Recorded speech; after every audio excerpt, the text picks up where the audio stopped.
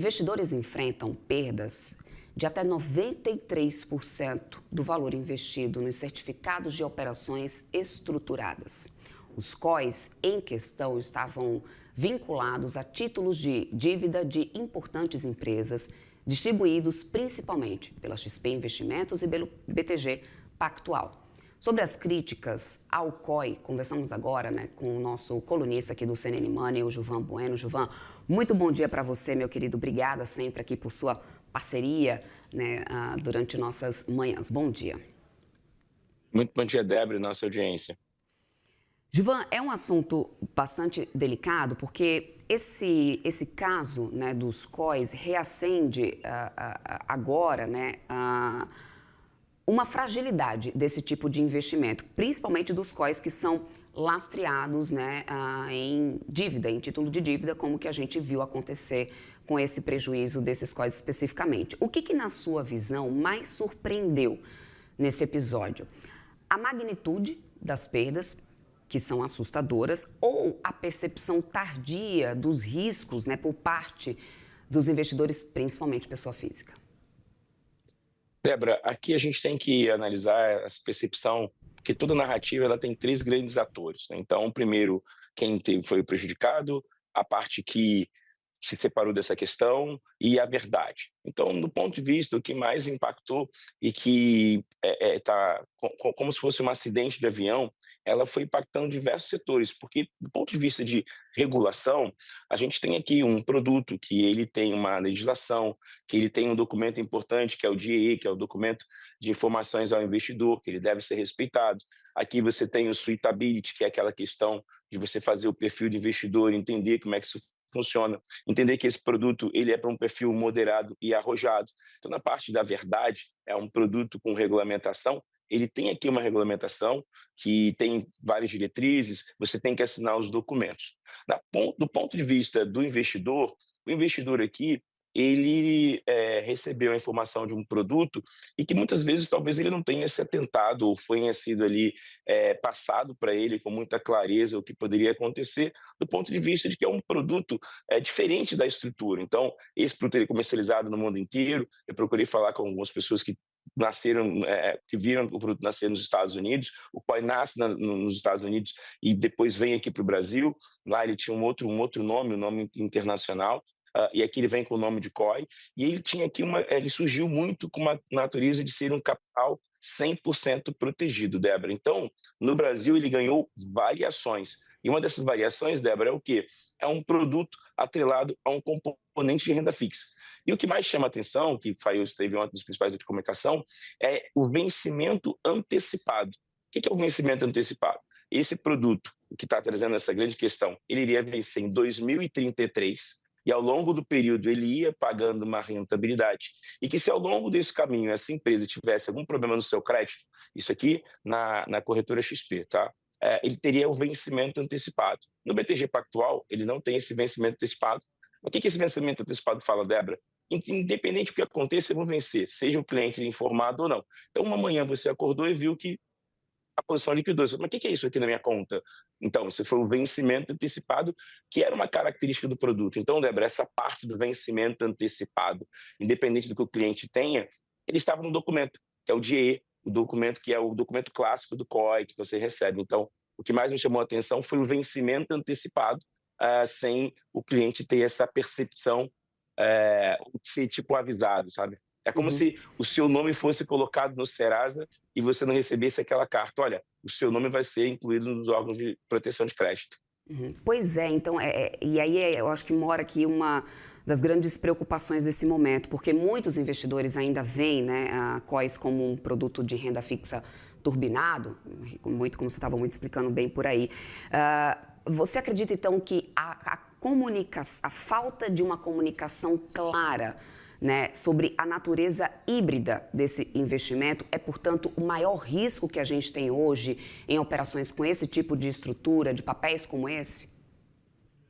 Os órgãos reguladores, Débora, fizeram aqui uma diferença entre investidor qualificado e investidor profissional. Isso por quê, Débora? Para melhorar a comunicação. Então, você foi muito feliz nesse comentário de fazer o seguinte, olha, essa explicação. O COI, quando ele surgiu no Brasil, ele tinha um nome clássico, capital 100% protegido. Então, você tinha um capital sempre sendo protegido. Essa modalidade, ela prometia uma rentabilidade, Débora, de IPCA mais 8, IPCA mais 10, um prazo longo para sua execução.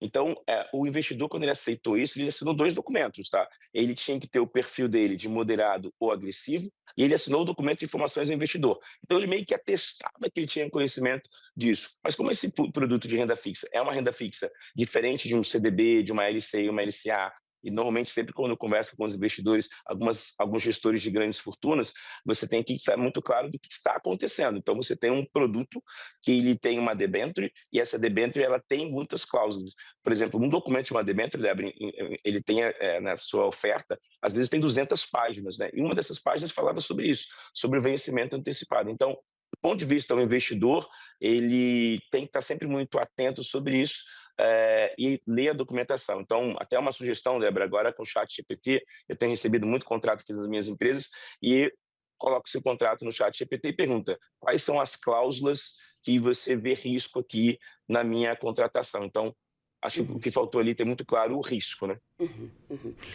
E aí, nessa história da falta de clareza sobre o risco, né? O prejuízo realmente só quem tem que arcar é o investidor, ou seja, não tem jeito, é aquela coisa de você, na dor ou no amor você tem uma lição. Nesse caso, na dor foi a lição literalmente sentida pelo bolso, Gilvan?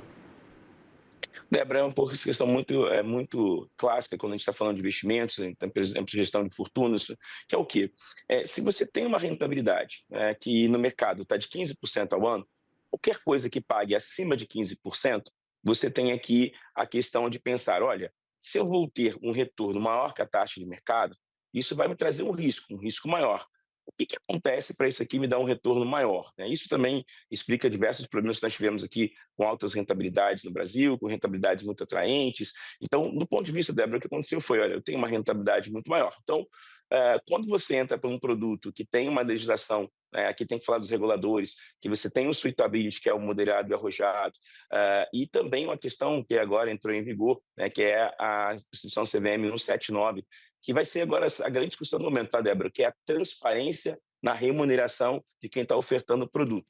Então, entrou em vigor, a CVM já entendendo isso, ela quer que os investidores saibam quanto as pessoas que estão ali comercializando os produtos estão recebendo. Então, nós estamos aqui vendo, por exemplo, o surgimento do P-Base, que é a questão que está sendo mais abordada aqui, que é o conflito de interesse. Então, do ponto de vista do investidor, se ele assinou o DIE e se o perfil dele era moderado e arrojado, a argumentação dele, você tem ali as provas, né? Você tem ali as questões, e aí você vai ter que fazer o seguinte, ver ali as trocas de e-mails, as mensagens, já existe aqui uma corrente para ter a questão de processos, existe uma grande discussão no Reclame Aqui, mas do ponto de vista de assinar os documentos legais e mostrar que tem conhecimento, isso foi dado. O que tem que olhar aqui é a discussão que foi essa apresentação. Se for uma apresentação falando de rentabilidade alta, sem explicar os riscos, aí é uma outra questão que a gente vai ter que estudar. Mas o que está em discussão agora, Débora, é o conflito de interesses desses produtos que oferecem uma alta remuneração e que, às vezes, o investidor não sabe quanto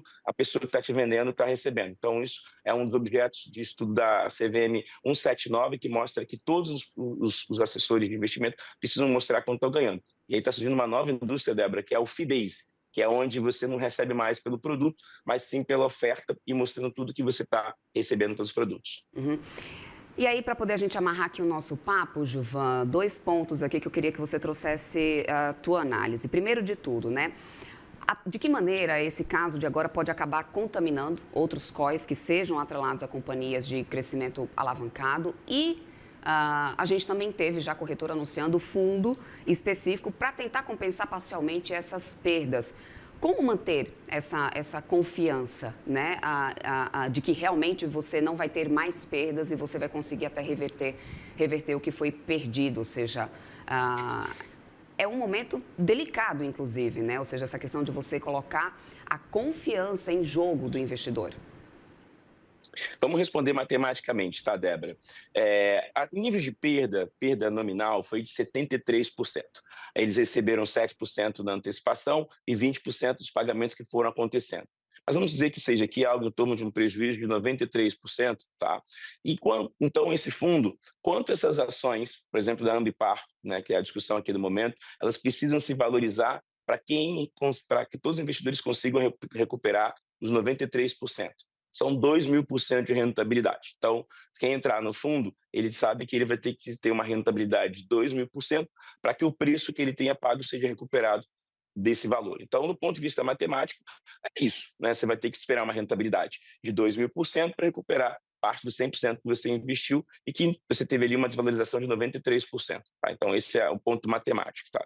Do ponto de vista aqui dos próximos passos, aqui a gente já vinha no Brasil com uma ampla legislação, os reguladores fazem um trabalho muito específico, a Anbima faz um trabalho específico, os programas de atualização fazem um trabalho específico, as corretoras têm aumentado cada vez mais os seus treinamentos, mas que fica a grande reflexão aqui será que foi um problema de conflito de interesses, de uma comunicação? Mas, com certeza, a indústria vai passar por uma grande transformação. E sobre o COI, a gente tem na indústria de produtos e investimentos vários produtos. Os produtos que você entende que tem maior ou menor risco. A questão é que o modelo de COI ofertado é diferente do que foi feito nos Estados Unidos, por exemplo. Nos Estados Unidos, era um produto 100% capital protegido. Aqui você teve uma estruturação de um produto que pegou uma renda fixa de uma empresa que já vinha com um processo de alavancagem muito representativo e criou-se um produto que ia ter um vencimento em 2033. Então, o que tem aqui, Débora, é muito a estrutura do produto ofertado.